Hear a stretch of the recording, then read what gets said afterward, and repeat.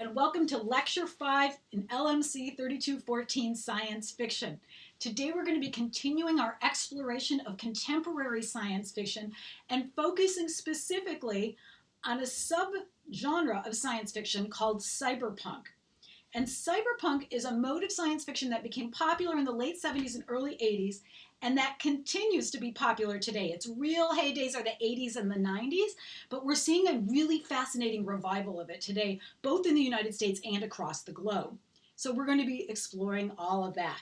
Now, for those of you who are thinking, what the heck is cyberpunk?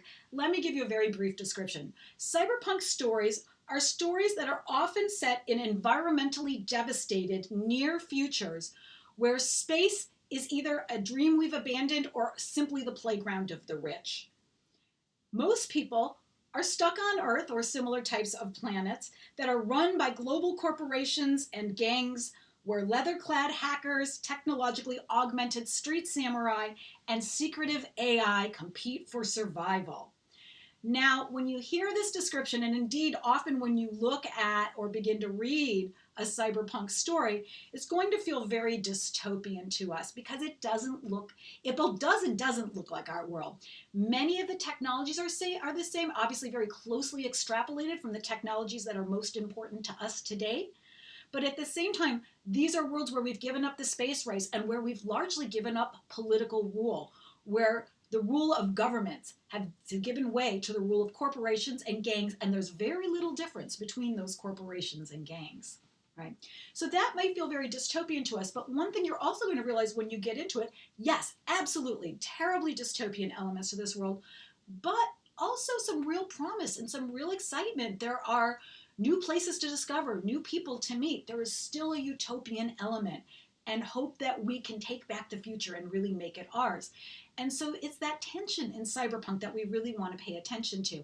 And in fact, what that should remind you is that history is often contingent. How we understand history is often contingent on our perspective. Because if you think about it, from the perspective of many people in the 18th and 19th centuries, the way we live today, allowing working class and underclass people to get college educations, allowing women and people of color to exercise the right to vote and to speak in the public sphere might have felt like a dystopia to them. And there might be other reasons that the modern world might feel like a dystopia. Full of machines, people eat a lot of processed food, take your pick. But my point is simply that you don't want to just dismiss cyberpunk as a dystopia. It is to its own people a rich and full world, full of promises, but also full of peril, full of bad things, but full of hopes and dreams. Okay? Good. Just like our world. Dun, dun, dun. Yeah, okay. So if you're still feeling confused, here are some stories and films that might help you out. So a lot of you will be familiar with the Blade Runner films or the Tron films. Those of you who are into Japanese culture might know Ghost in the Shell. You might also know it from the Hollywood version, or a movie like Akira. That's a Japanese movie there, right? These are cyberpunk stories. The United States and Japan really jumped on the cyberpunk boat early, and we'll talk about why that is later. But nowadays, it's definitely a global concern, okay? Some other things, some of you might have read Neuromancer. It's an award-winning book. It's considered sort of the formal birth of cyberpunk. It won all the major science fiction awards. And it was the book that actually got academics interested in science fiction because they were like, oh, those science fiction people have smart things to say about the contemporary world. So cyberpunk was huge for that reason. And again, some of you may already be familiar with it if you're watching Altered States, for instance, or even if you've ever watched Black Mirror. These are also both cyberpunk shows. So probably you've got more familiarity with it than you realize. Okay. And you certainly will after you're done with the readings and viewings for this unit. So let's talk a little bit about the technological and cultural context of cyberpunk. Obviously, cyberpunk is all about computers and information technologies. That's the cyber part of cyberpunk, right? So in particular, we're going to see our artists of this era who are working in the cyberpunk form are really interested in technologies of replication and simulation. So they're interested in global communication technologies and virtual technologies that promise to transform and augment and enhance the world from without, as well as genetics and microbiology, both of which, of course, promise to transform the body from within. And you're going to see that in cyberpunk. Both the world and the people who inhabit it are transformed. In fact, no more humans. Say goodbye to the humans. We are now moving into the world of post-humanity, of humanity 2.0, augmented humanity, for better and for worse. Okay, so why are people getting so excited about computers at this time? And the answer to that is easy. The 1970s and the 80s saw an explosion of computers, and in particular, both computers and video games came into the home in the 1980s, radically transforming the line between work and play, between leisure and, well, work again, right? Between the inside and the outside, between the public sphere and the private sphere. And people really want to think through what that's going to mean for everyone, right? In fact, you might know that in 1982, Time magazine named the computer the Man of the Year. Think about that for a minute. Time magazine always has a Man of the Year, or in recent decades, a Woman of the Year, right? But it's a person. In 1982, the Man of the Year, it didn't go to Steve Wozniak or Steve Jobs or Bill Gates or any of the humans who created computers. It didn't go to someone like Carol Rivers, who was inventing some of the first and most exciting video games. Instead, it went to the computer itself. So we're living in a moment where we're beginning to treat computers like humans. A computer can be the Man of the Year. And that blurred boundary between the human and the machine is going to be absolutely critical to cyberpunk. Right. Okay, what else do we get here? In the 1990s, that's when we see the real explosion of genetics and microbiology. And you'll definitely see cyberpunk responding to that and looking through at the biological as well as technological possibilities of augmenting and transforming humanity. So, for instance, in that area, you might want to think about the Human Genome Project, the announcement of the biological century, and some of you might even remember or have read about Dolly the sheep, the first cloned sheep, and there was a great sound and fury over what the fate of biological beings would be after this. And since none of us are cloned sheep today, I'd say so far we're doing okay. Unless you wanted to be a cloned sheep, in which case, I'm so sorry it hasn't happened yet. Soon, if you can believe science fiction. All right. Finally, of course, cyberpunk is going to continue through the 2000s, and in fact, after 2008, with the explosion of social media, you're going to see a real resurgence of cyberpunk, and we've been seeing that in the last few years in particular. All right, and so in the 2000s, early 2000s, cyberpunk is going to be influenced by nanoscience and nanotechnology and the creation of the National Nanotechnology Initiative in the United States. Like I said, by the time we get to the 2010s, cyberpunk is still going strong, but we're going to be thinking about the promises and perils of Web 2.0 and social media. All right, and that will start to fold into our cyberpunk stories as well. So those are the sciences and technologies that are going to be most central to cyberpunk science fiction. Also, of course, cyberpunk, one of the reasons that scholars find it so fascinating is because it's not just about science and technology, it's also about economics, and it's one of the first kinds of science fiction to really grapple with economics. Economics, as some of you know, is sometimes called the dismal science. I don't know if I love that name, but it certainly is a soft science, right? It works a lot like psychology and anthropology. It's a science about people, and it feels very fuzzy. So it's no surprise that it comes into science fiction and into the scrutiny of science fiction artists later in the history of the genre. And in particular, no surprise that it happens in the 1980s. As many of you know, the 1970s, 1980s is seen as the period in which we shift from second stage industrial capitalism to third stage post-industrial or global capitalism, new modes of economic transaction that are enabled by our new global communications technologies. Okay, and so that's part of why you're going to see economics and technology wrapped together in cyberpunk. What are some other things I can tell you about? We're seeing a lot of change in the status of different economic groups in the 1980s and 90s, and this is another reason why cyberpunk is so interested in this. So for instance, of course, you might remember, or probably not remember, but maybe you've read about the 1980s when Ronald Reagan became president. He introduced a new space defense initiative called the Star Wars Initiative. And then also something called trickle-down economics. And the idea was that if you give tax breaks to corporations and the very rich, that the benefits of that would trickle down to everyone else. One of the other names for this was voodoo economics. And one thing you're going to see in Cyberpunk is there's a lot of playing around with the idea of voodoo. And it's in direct reaction to this and to this kind of economics. All right. So 1980s and early 90s cyberpunk is really going to be engaged with the kinds of technological and economic transformations that were spearheaded by people like Ronald Reagan in the United States and other leaders across the world like Margaret Thatcher in Great Britain. All right. Okay, so that will be some of the big things you'll see. By 1989, of course, you have the fall of the Berlin Wall and the subsequent collapse of the USSR. That will also eventually figure into cyberpunk as it begins to speculate about what the New World Order is going to look like. This will continue through the 80s and 90s with what is sometimes called, and this is really awful, it's an old term from the 80s, the rise of the Asian tigers.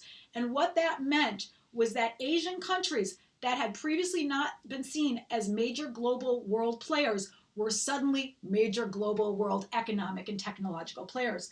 The first Asian tiger to rise is Japan in the 1980s. You can definitely see this in cyberpunk of that time period for sure. It's also the period when Japan itself starts doing cyberpunk. So you're going to start to see a lot of Japanese cyberpunk stories from this period as well.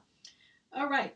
By the 90s, people are thinking about Korea as another major player in the global economic market, especially South Korea, obviously, but maybe even a little bit North Korea. And of course, these days, I think we think about China as being one of the major, I don't think we use the phrase Asian tigers anymore, thank heavens, but certainly another major global world player who's rewriting world history and the shape of technological and economic power. Most recently, what we've seen also in the last couple decades, and again, you're going to see this in cyberpunk, is the Islamic reawakening and the rise of modern African nation states that are real innovative technological and scientific players. So that's what we've really seen. So as the last bits of colonialism fall away, that's a process that begins in the 1960s and continues throughout the last half of the 20th century. You're going to see countries that were previously under colonial rule, and that were previously largely consumers of science and technology, becoming independent producers and often producing really interesting and different things. So for instance, if you don't know anything about it, go read about cell phones in Africa. They often work very differently than they do in the United States because these are cultures that are moving through industrialism and post-industrialism in different ways. And their needs are sometimes different than countries that have had hundreds of years of industrialism before moving to post-industrialism. So you can get, for instance, all kinds of cool things on your cell phones in Africa that you can't necessarily get in other countries. So your cell phone, some cell phones can work as power bricks and can actually power a house for 2 days through rolling electricity shortages. Also, there are a number of systems where you can do money-to-money transfers without involving a bank, and that's pretty cool, I think. I don't know the details of it. Go look it up. Read it for yourself. But it's the kind of thing that definitely sparks the imagination for sure. Okay, so I'm going to step back here for a minute and talk to you about where the actual phrase cyberpunk came from. All right, so the phrase, so we're going to break it up into cyber and punk because both parts of this are important to our understanding of this mode of writing. Cyber, obviously, is a prefix used to describe a person, thing, or idea as part of the computer and information age. The prefix cyber is taken from the Greek word kybernetes, Kybernetes, and that means steersman or governor, by which means like someone who controls the flow originally of water, but originally then it's going to get picked up in cybernetics and be used to talk about flows of information instead.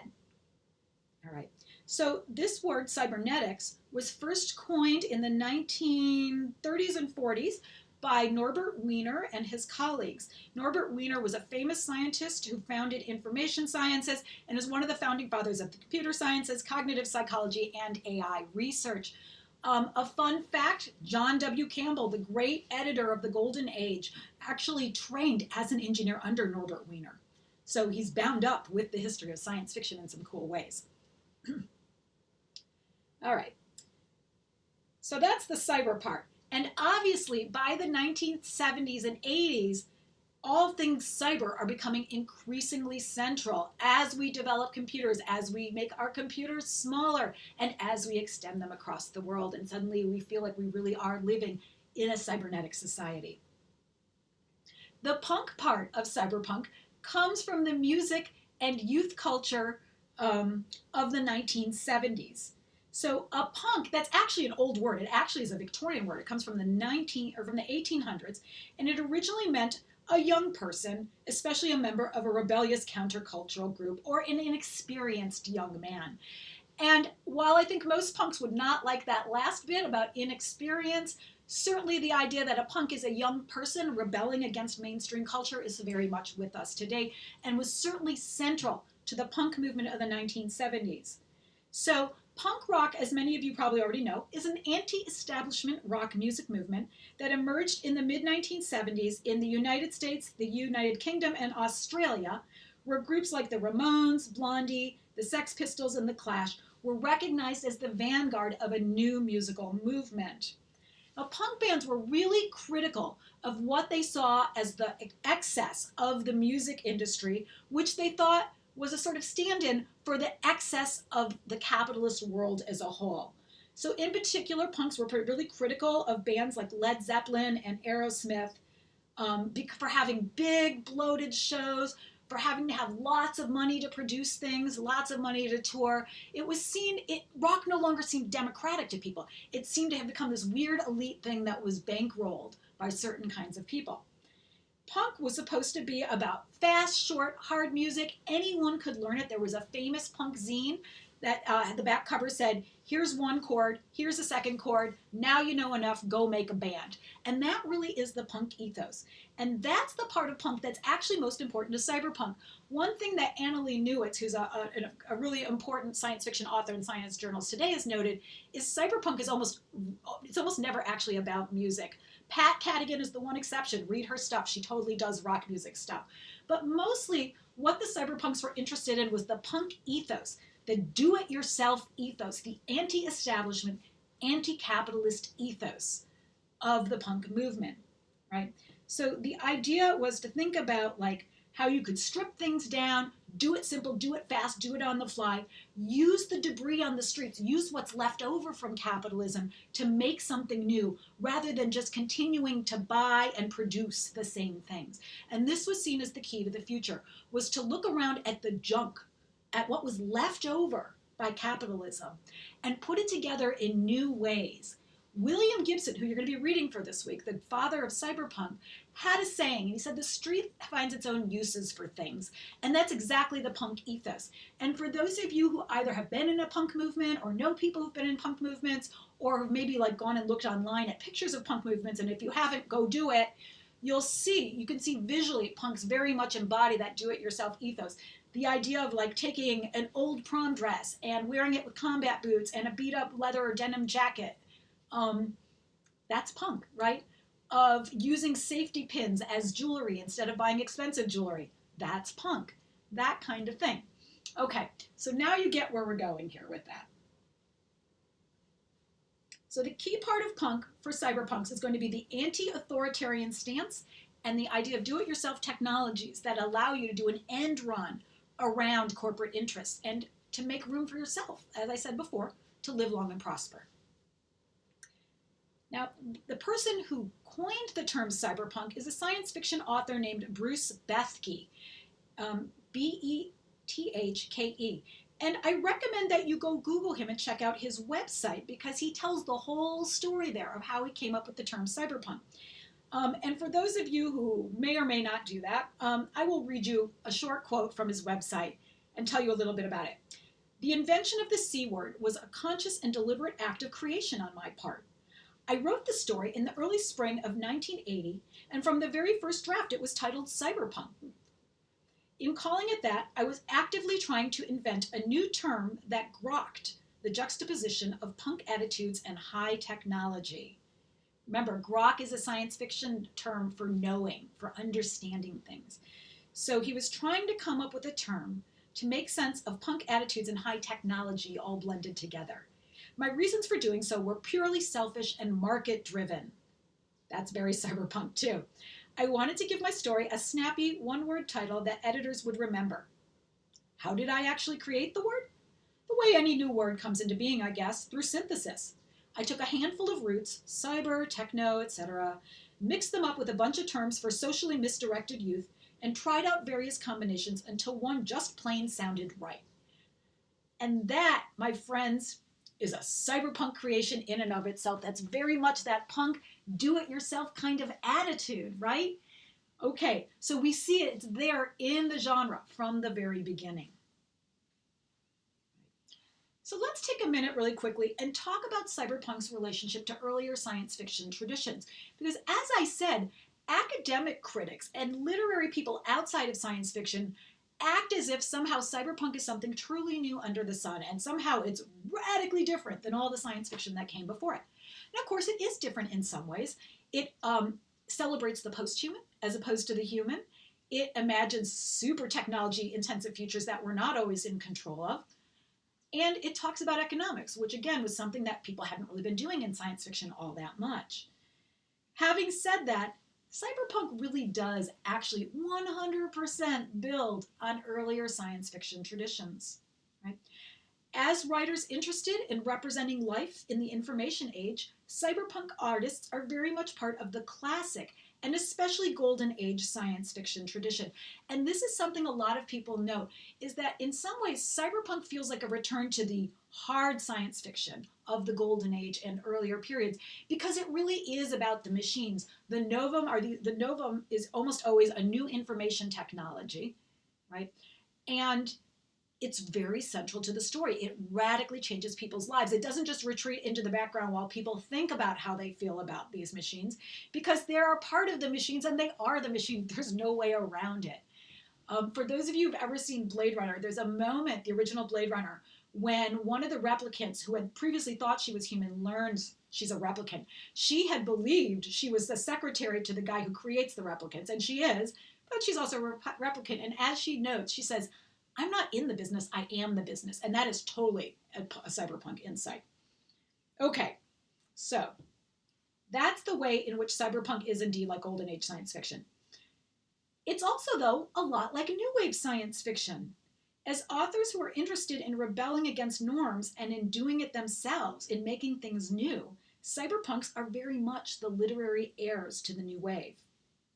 But there is an important difference.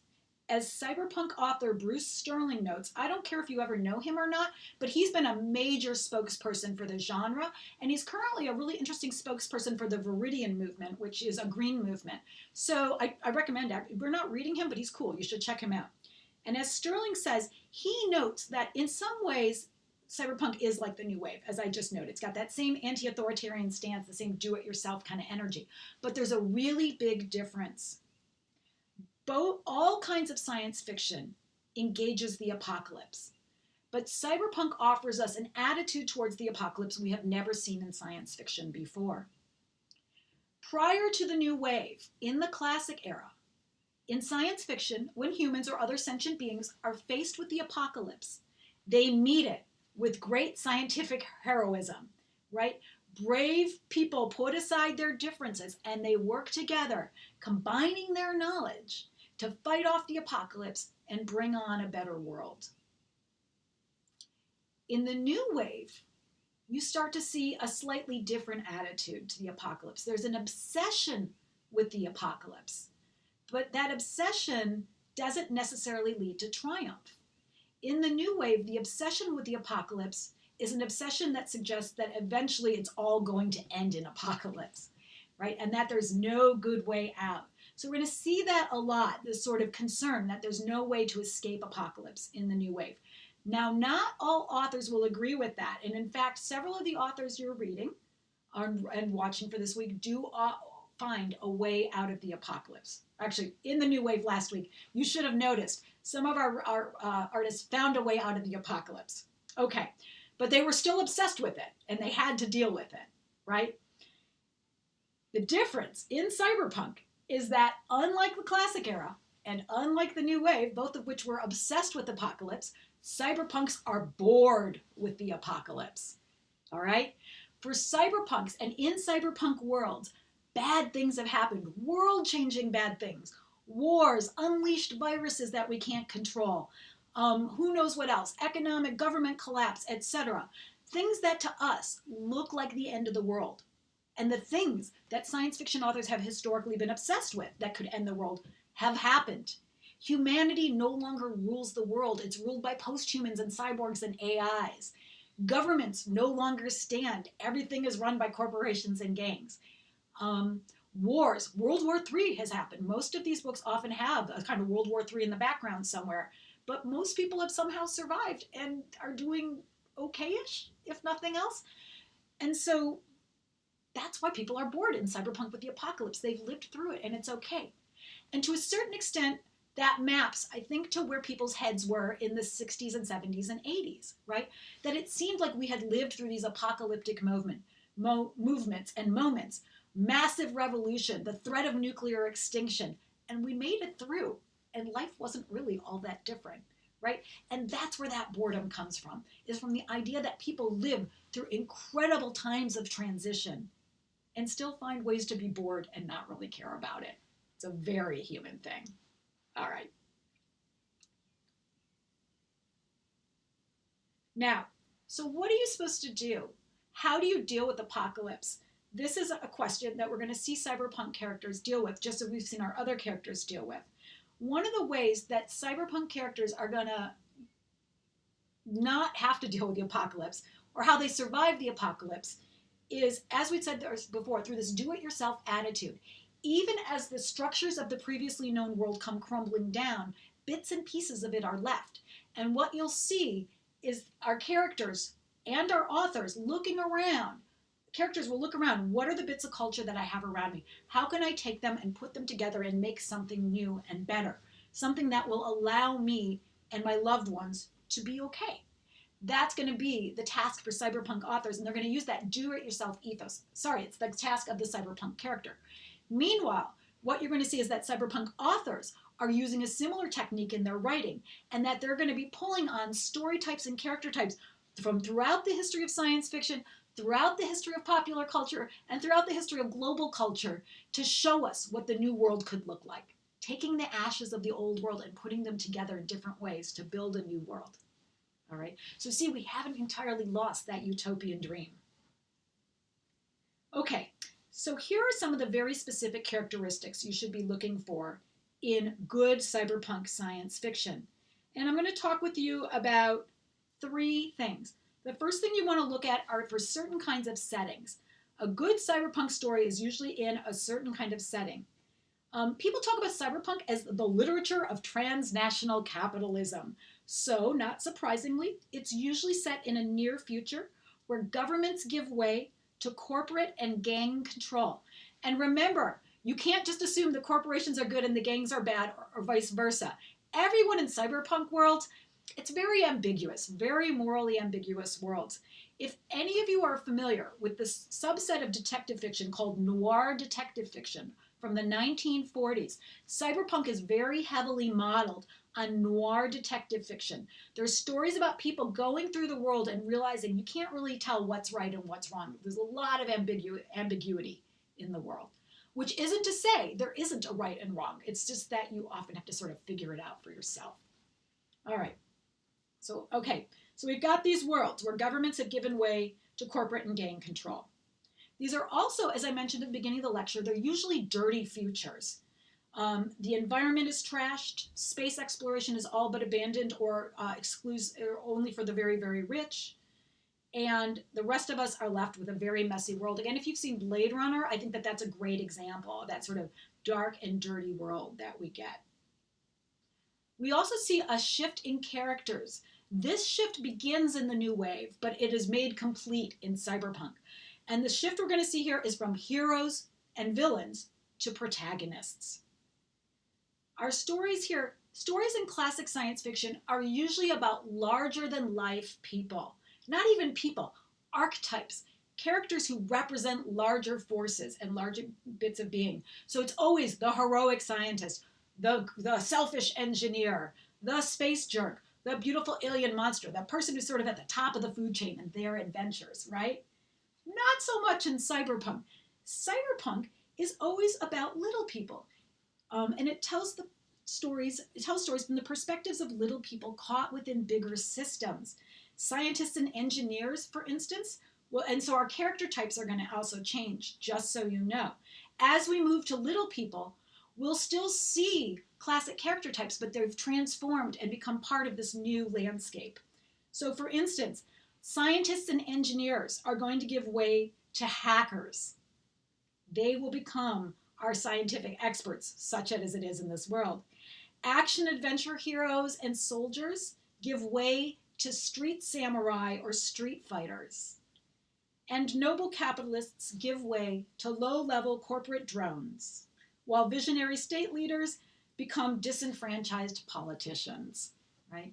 So little people, sometimes people who've fallen from a higher status in the world, and sometimes people who are just truly smaller, marginalized, isolated people on the edges of society, misdirected youth, and sometimes misdirected old people as well. All right, what else can I tell you about these characters? Oh, and again, and I cannot repeat this enough, Cyberpunk is not a human world. This is a post-human world. This is about humanity 2.0 and how we have self-consciously evolved ourselves through scientific and technological means, right? And so what you'll see is there's very rarely an unmodified human. What you'll get are modified humans, who are, of course, cyborgs. You may get other kinds of cyborgs, things that begin as machines and get biological components, things that begin as animals and get technological components, and really active artificial intelligences. By the way, by the time you hit cyberpunk, AIs are not nearly as jerky as they were in the new wave. They're going to become a lot more sympathetic because they're people just like all the other people, and they have the same complex hopes and fears as their human and post-human counterparts. All right. Finally, the last big thing you want to look for in cyberpunk is a significant shift in literary style. Cyberpunk reads differently than other kinds of science fiction. We began to see this kind of difference in the new wave, and cyberpunk will continue the literary experiments that we've already seen. So in particular, what you'll see in terms of literary style, first of all, as I'd mentioned before, you want to look for boredom with the apocalypse. You want to look for worlds that begin by looking apocalyptic and dystopian, and that do indeed have apocalyptic histories or dystopian elements. But you then pierce through the veil and realize, yeah, a lot of it is bad, but there's also some exhilarating and good parts of this too. Cyberspace gives us whole new worlds to explore and new aliens to meet. And in fact, here's your big phrase. If classic science fiction was about outer space and the new wave is about inner space, cyberpunk focuses on cyberspace. So we now have a third kind of space to explore, and it will have all the promises and perils of all the other kinds of space we've explored. All right, the next thing to look for in terms of literary style is a sense of speed. Cyberpunk art is jittery and jumpy, and it moves fast, and it skips around from scene to scene, and it doesn't necessarily draw out the connections for you. So the idea, of course, for cyberpunk authors was to create a sense of how quickly information moves. So you're supposed to have a sense of the flow of information. It also, of course, matched the new kinds, as Bruce Sterling pointed out once, I believe, it matched the new kinds of drugs that were in style. And bear with me here, this actually works out and it makes a lot of sense. If the new wave is psychedelic, fueled by the rhythms of LSD and marijuana, cyberpunk is jittery, fueled by the rhythms of cocaine, benzodrine, and caffeine. Right? And I think that's really cool because it is true. If you look, that is a shift that happens in the history of pharmaceuticals, especially ones that are used recreationally, from the 60s to the present day. And I think even now, You could say science fiction or cyberpunk is fueled by not just cocaine and benzodrine, but also clearly by things like MDMA and other more recent designer drugs. All right. But things that are speedy and jittery and that move you more quickly. And you can see it in the writing. Go back and look at our stories and also at the visual science fiction. It's much dreamier, flowier, a lot of sort of internal monologue, a lot of those kind of good literary tricks in the new wave. By the time you get to cyberpunk, it's going to be much more sort of short, hard, fast, clipped kind of writing. The pacing is very quick. There's going to be a lot of explosion of neosemes and neologisms. We talked about those in the last lecture, new words. And often these are going to be words that come out of consumer culture. Okay? So, and that will also sort of break up the rhythms of readings because you're like, I don't know that word. What is that word? So you'll continue to see that. You'll also see a lot of scene changes that happen very quickly without much explanation. And a lot of people credit William Gibson, who you'll be reading for this week, with creating that kind of quick, jittery style where first you're in one scene, then you're in another scene. Am I in the real world? Am I in outer space? Am I in cyberspace? Am I in someone's head? I have no idea. I've got to figure it out. And Gibson himself, he's really interesting. I saw him talk about this at Georgia Tech a while ago now. And he said that it was never anything he did on purpose. Or he did do it on purpose, but he did it in response to what he perceived as his own writing flaw. He said as an author, he's like, as an author, I'm amazing. I can describe a scene in all kinds of brilliant detail. And it's true, as you read him, you'll see this, like, just comes to life. His writing is beautiful. But he couldn't figure out how to move characters from one scene to another. So out of frustration, he just stopped writing transitions. So he would just write one scene, and then he'd write the next, and then he'd write the next, and he wouldn't tell you how anyone got anywhere. And editors and readers loved it. And they were like, oh, wow, this is really like what life is like and how the world works and how we move around and how we perceive things. And I think that that's great. And it's very much become central to science fiction or cyberpunk art, even though it really just started as a way to cope with what a perceived failure. But again, that feels very cyberpunk. It's a very do-it-yourself idea. Finally, the last thing we're going to see in cyberpunk is something called a bricolage writing style. Bricolage is spelled B-R-I-C-O-L-A-G-E. Bricolage is an art technique where you densely layer together images, story themes, and motifs from seemingly opposed or at least unrelated areas of culture to convey the sense of a new world situation. Okay? So it's where you layer together all kinds of unrelated, seemingly disparate images and themes and motifs, and it gives you a sense of what that new future looks like. Some of you, if any of you are film fans or studying film, you may have heard of a technique called montage, and that's where you layer images together to move the narrative forward. The thing that's different so here's the difference. In montage, all of the layers come together to tell one clean, simple narrative. And by the end of the montage, you have the whole story. So think about like training montages in films, right? In like 30 seconds, you can get the sense of the whole story of how Rocky bulks up and becomes the greatest boxer in the world, for instance, right? Bricolage is a little different. Like montage, it's layering images together to give you a new perspective on the world or the story. But in bricolage, you don't always get the whole story. You don't necessarily feel like you've gotten all the information. You have complete control over the situation in the world, but you have enough to get by, right? And again, that's a very cyberpunk kind of sensibility. You don't need all of it. And we know we can't control the world. We can't know everything. That's a very contemporary insight. We've sort of given up the scientific dream of perfect control, but we know we can know enough. And we know that fresh perspectives are important for that. And cyberpunk grabs onto that. Okay, cool. If you want to learn more about bricolage, I know previous students have told me there's an excellent entry on it in Wikipedia. And I know that you should never, ever, ever end your research or any kind of intellectual discussion with Wikipedia, but it's a great place to start. So by all means, go check it out. Also, I can give you an example of a bricolage sentence. So the opening line of William Gibson's Neuromancer is often considered to be one of the most perfect bricolage sentences out there. And here it is. The sky above Chiba City was static gray, the color of a dead television. Now, if you think about that sentence, you know a lot about the world from just those few words. What do you know right away? you've got a sense that this is a high-tech world. It's a world where we compare nature to technology, right? The sky is the color of a dead television, right? So we know it's a world where nature and technology are so intertwined that they can become metaphors for each other and describe each other. Look for that in Cyberpunk. You're going to see that's one of the biggest stylistic techniques you'll see, is that merging constantly of the natural and the technological, right? The other thing you know, of course, from this is that this is not, it's kind of a dystopian world. It is a world that is not on the utopian upswing overall, right? It's static, it's gray, it's the color of a dead television, of dead technology. And again, you'll often get these other kinds of clues too that will tell you something about the world. So you want to look for those kinds of clues.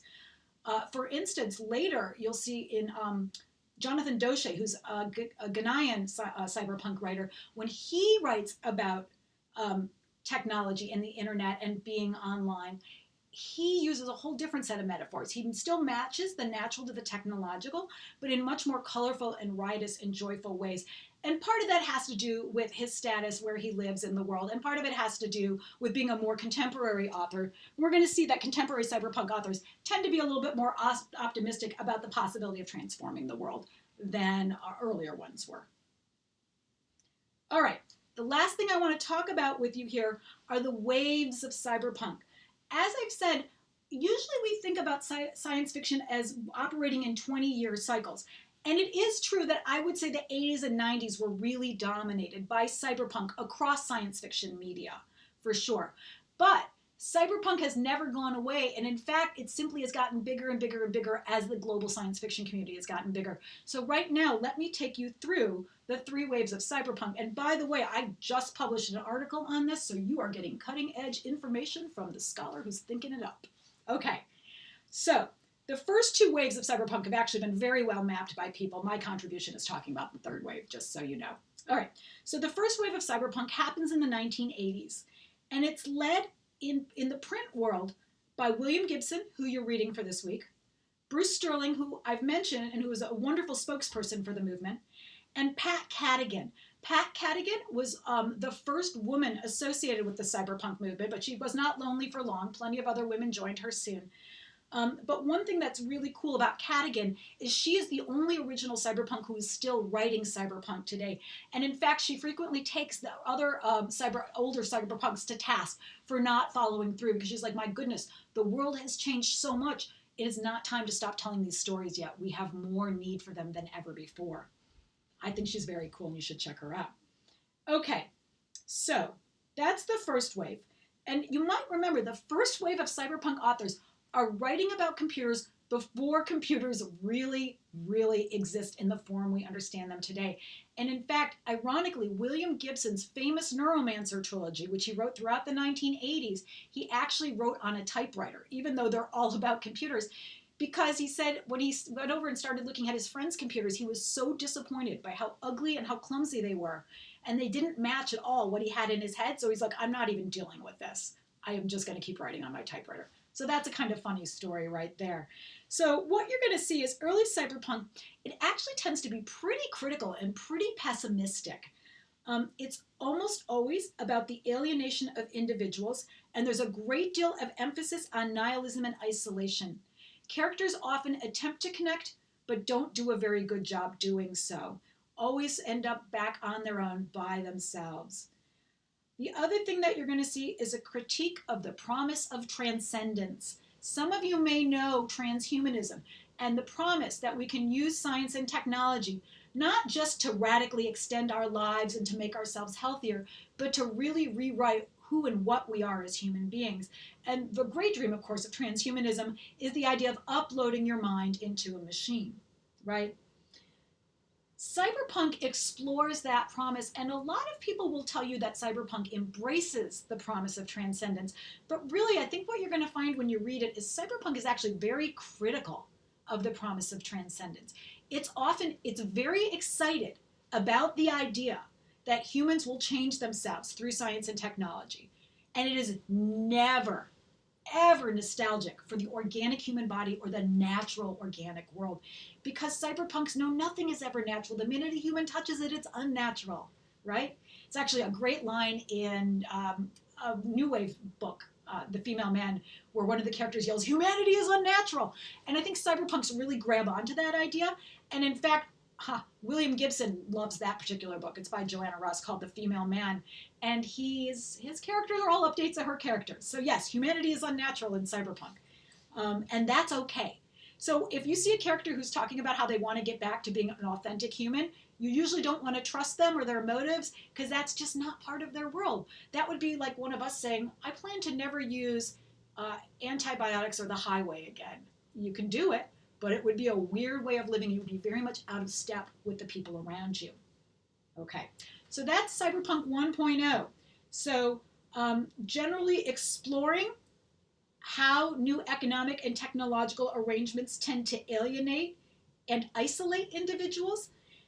There's often a sort of pessimism about the ability to change systems we can't understand or grasp, and a critique of the promise of transcendence, that if you're just a good worker drone, you'll get to upload and live forever, or that you'd want to do that. It's actually my very favorite part of Gibson's Neuromancer. A character who's wanted this forever finally gets uploaded in the internet and then realizes they're stuck and he can't get out.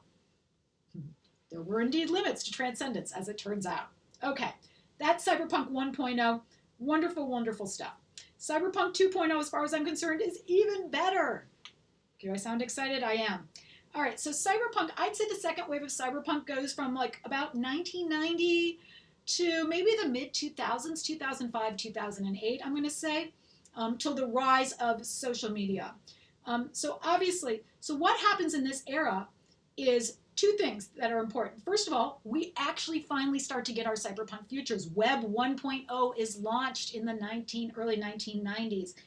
And cyberpunk goes mainstream in this period. Hollywood figures it out and starts doing movies like Strange Days and a little thing called The Matrix, right? And these are huge blockbuster movies. Unlike the very first cyberpunk movies like Tron and Blade Runner, these were cult classics that no one else understood. By the time you get to the 1990s and you're doing science fiction or cyberpunk movies, everyone gets it. So between the launch of Web 1.0 and the beginning of a Hollywood cyberpunk tradition, all of a sudden, most of the original cyberpunks are like, the genre's dead, we're done, we're not going to do it anymore. Except Pat Cadigan, of course, who just keeps going, which is really great. And they all move on to other kinds of writing. Having said that, cyberpunk actually gets bigger and more popular than ever, because a whole second generation of people are going to come in and try to do something new with the genre to match the way that our understanding of computer technologies and the worlds they create are changing. So, what we're going to see in particular with the new cyberpunk writers, we're going to see an explosion of cyberpunk written by women, by people of color, and by authors who identify as either non-binary or queer, right? And we're still going to have plenty of white guys writing it too, don't worry. But again, even as new white authors come into the field, they're going to tend to be more attuned to the diversity of people who experiment with and explore cyberpunk worlds. And maybe that's the way to think about it, is that Cyberpunk 1.0 is kind of about white boys and their toys, often, in some ways, broadly speaking, very broadly speaking, okay, very broadly speaking. And by the time we're getting to Cyberpunk 2.0 in the 1990s, we're realizing that these toys are for everyone, and that everyone uses them, and everyone has a stake in this game. Okay. So this is one thing you're going to see. So you're going to see a diversity of authors and an increasing diversity of characters in stories as well, as you might imagine. We're also going to see a shift. Cyberpunk will still emphasize alienation and marginalization, but rather than focusing on individuals, we're going to see focuses on entire communities. And we're going to explore how whole groups of people are alienated and isolated and marginalized by the processes that make up the cyberpunk world. But even as we recognize that, this is where the utopian hope comes in Cyberpunk 2.0. In Cyberpunk 1.0, the utopian hope was that in exploring that new world, you might connect with new beings, but the connections were tenuous and they often didn't work out. Cyberpunk 2.0 imagines that people will indeed attempt to alleviate their isolation and alienation by connecting with each other and pooling their knowledge and using what they can find on the streets in their history and in their own heads to create better futures for all. And so the utopian impulse is going to be a little bit stronger in cyberpunk from the 1990s and early aughts. In fact, you're actually going to see a lot of romantic connection that leads to quick and successful revolution. And that's a radical difference than Cyberpunk 1.0, where romantic connection always leads to breakups and nothing ever changes. In fact, that's one of the final lines in Neuromancer, is after an incredible amount of exciting stuff happens, one of the AIs is talking to one of the humans and says, "Oh no, nothing's really different. Things are just things," and it crushes the poor human. And it may or may not be true, but it is certainly true from the AI's perspective. So you have that kind of disappointment and nihilism. There's a much more of a sense of accomplishment and community in Cyberpunk 2.0. People fall in love and they make friends and they connect and it changes the world.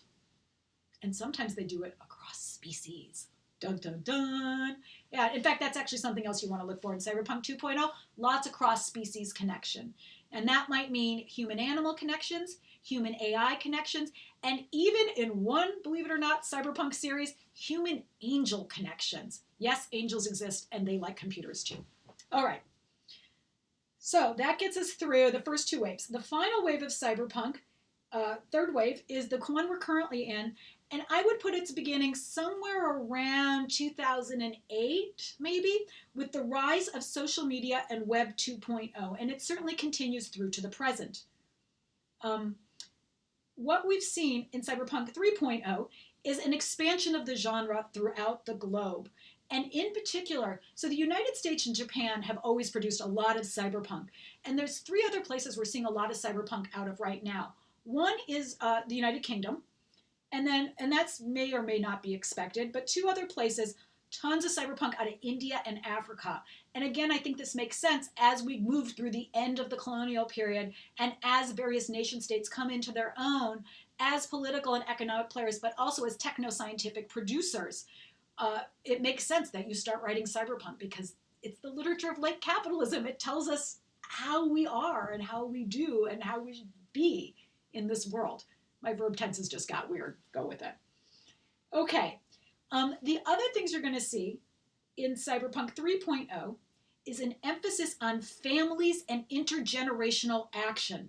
So second wave Cyberpunk, we saw a lot of romance, but almost never families and no children whatsoever. And there are a variety of reasons for this. A lot of the cyberpunks will tell you they were young people at that point who were just falling in love and didn't have families and children, and you tend to write about what you know. Other people will point out that this was a really interesting time in the history of women's, in the history of birth control in general, and that in a moment when birth control is changing and access to it and ways we can use new reproductive technologies are changing, people were a little hesitant to write about it in fiction just because it seemed scary. That seems to be the theory, is that no one was really sure where it was going to go. Who knows? But by the time we get to the third wave, what you have is all the older cyberpunks have grown up and had families. And of course, we've now had 3 generations of people who've lived online in the real world.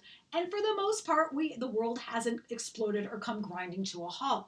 So we know that we can indeed live through this transition to the cyberpunk future, and that generations beyond us will as well. The last thing you're going to see in Cyberpunk 3.0 is still going to see a utopian belief that marginalized peoples and communities can connect with each other to alleviate isolation and end the nihilistic mindset. However, while Cyberpunk 3.0 still hangs on to the belief in revolution, we're now thinking about revolution as a long game and a slow game, and one that it takes generations of people to enact.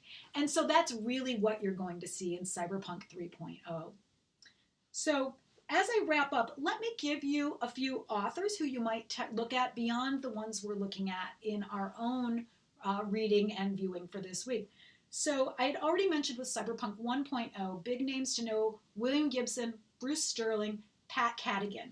If you're looking in the world of visual science fiction, at that period, you want to look at Ridley Scott for Blade Runner. Look at James Cameron for the Terminator series. That's got some cyberpunk elements to it. You can, of course, look at Tron. I'm forgetting who the director is right now, but that's another good movie. And there wasn't a ton of cyberpunk on TV. Like I said, it was just not a genre that was super well understood at first, and people weren't sure what to do with it. But video games grabbed it right away. And of course, the big one you'd want to look at is Mike Pondsmith's Cyberpunk. And there have been different iterations of it throughout history. And in fact, there's a new version that's supposed to be coming out. I thought it was supposed to come out this year, in fact. If not this year, next year. So Pondsmith is really cool to look at. He's actually much more of a Cyberpunk 2.0 writer. He's an African-American video game designer, but he's in there with the early cyberpunks and working in this genre from the beginning.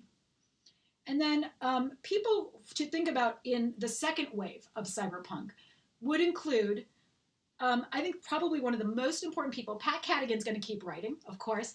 Nalo Hopkinson, we're going to talk about her in a future unit as well on Afrofuturism. She's going to bring African-American and diasporic African perspectives into cyberpunk. And she's going to take the idea of voodoo economics and do something very, very different with it. Let's just say that, okay? So she's doing some really cool stuff, and she really gets her start in the 1990s. And a lot of people said she hacked cyberpunk. That was the big insight that critics and other authors and fans had, was that she hacked cyberpunk and made it speak the experience of the whole globe. And in fact, I remember meeting Nalo Hopkinson at a conference when we were both very, very young and before anyone knew either of us. And she was telling me about trying to write cyberpunk. She's originally from the Caribbean. Her dad is the poet laureate of Guyana, I think. And she was talking about how she originally wanted to write science fiction in one of her native patois languages, but she couldn't do it because every time she needed a technical word, she had to go back to English. And so by the time she was done writing, half the story was in English. And so what she decides to do instead is she writes her stories in English, but draws heavily on Caribbean history and Caribbean art and Caribbean dialects and introduces that to create a sort of global flavor for her science fiction. And it's very cool stuff. I hope that you enjoy it when we get to it. And you should go check her out on your own too. So we got Nalo Hopkinson. Another important person, two other important people to look at are Raphael Carter and Melissa Scott. And Raphael Carter is the first trans cyberpunk author. There were a number of trans science fiction authors from the 1970s forward. And of course, now as we're looking back, we're realizing there's a whole history of probably trans writers in science fiction. Another lecture, another day. Okay. But what we really start to see is Raphael Carter comes out, and interestingly, Carter ran the first message board on the internet for queer and trans people. And Carter very much takes that kind of spirit of activism and utopian connection through technology and brings it into their writing. So you might look at, I can't remember the name of the book now, from the 1990s, but go look up stuff by Raphael Carter. Wonderful, wonderful stuff. Another great person is Melissa Scott, and the book I really like is Trouble and Her Friends, although some of you may like her other books. But she's the first person to imagine a queer internet. And in part of the queerness of the internet is not just the fact that there are LGBTQIA people on it who are the heroes of their own story and transforming the world, but that the internet itself becomes a different thing. In her world, she imagines that they introduce smell and taste and touch into the internet. And it ends up queering how people use the internet in some really interesting ways. So these are all wonderful people you can look at. In terms of cyberpunk filmmaking from this time period, of course, you're going to think about The Matrix. You might also think about a movie like Strange Days, which was directed by Catherine Bigelow, who was at one point married to James Cameron. So you have a husband-wife team both doing cyberpunk. That's kind of cool. And then, of course, there's going to be an explosion of Japanese anime and manga about cyberpunk themes in this period, beyond Akira and Ghost in the Shell. Those are just the two best known ones. Okay. And then with third wave cyberpunk, who are the good names I want to tell you about right now? As it's become increasingly global, I want to give you some global names, some non-US names, okay? So the people I really like, who I'm reading right now, Ren Warham, she's a British author doing a really cool thing, doing some cool work with cyberpunk, thinking through issues of trans characters and queering the internet, sort of taking up where Raphael Carter left off and moving forward. And then also imagining what would it be like if, not just if we could go into the virtual world, but if virtual beings could come out into our world. So that's cool stuff. An American author who I think is really great, Sam Miller, and you might read Blackfish City, an incredible story. It won a lot of awards last year. So did Ren Worm's Escapology, which is the book I'm talking about. So Ren Worm, Renwarom, and the books I like by her are Escapology and Virology. You might also look at she's British. Sam Miller, he's American. Blackfish City, it's a cool book. It really wraps together environmentalism and cyber issues and indigenous rights issues, which I think are very, very cool and comes in and brings a whole other dimension into this.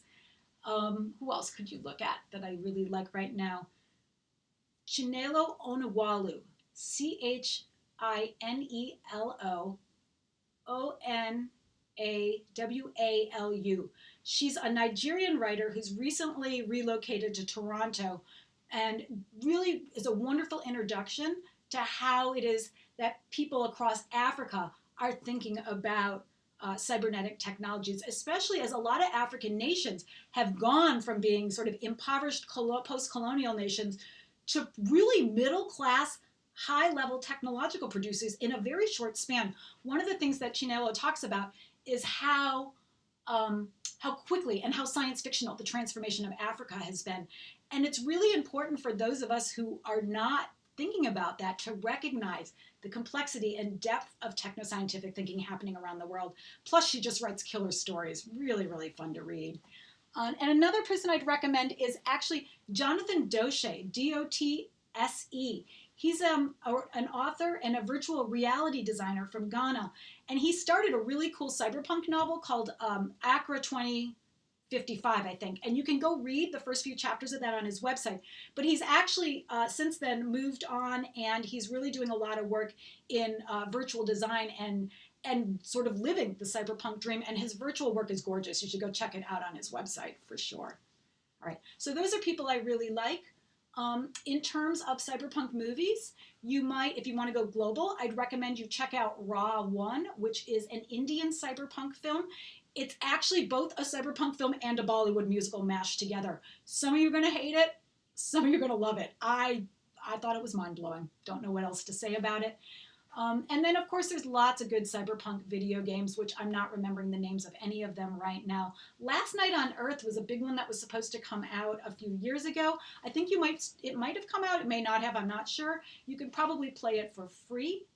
And then, of course, there's lots of good cyberpunk to watch on TV. You might be watching Altered Carbon. You could be watching, like I said, before Black Mirror. So many choices. Where to even start? And I'm betting if you watch like the Disney Channel, if you like kids shows, there's probably a bunch of cyberpunk kind of shows there. All right. Oh, one last person I'm going to suggest, if you are into if you're into VR art or into digital art at all, there's an indigenous Canadian artist named Skawanetti, Skawanetti. She's been hosting cyberpunk virtual powwows for nearly 2 decades now. And she creates all kinds of amazing indigenous cyberpunk art, and she retells indigenous stories through cyberpunk lenses. So she's doing all kinds of really cool stuff. And she's actually still using Second Life. She started using Second Life when it was a big thing, and she said it's absolutely fantastic to be there now because there's no one else in it, and it's this amazing cyberpunk playground where there's all this stuff left over, and you can use it to create crazy new futures. All right, my friends.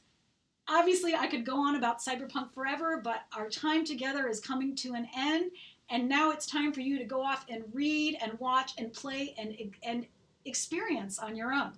Enjoy.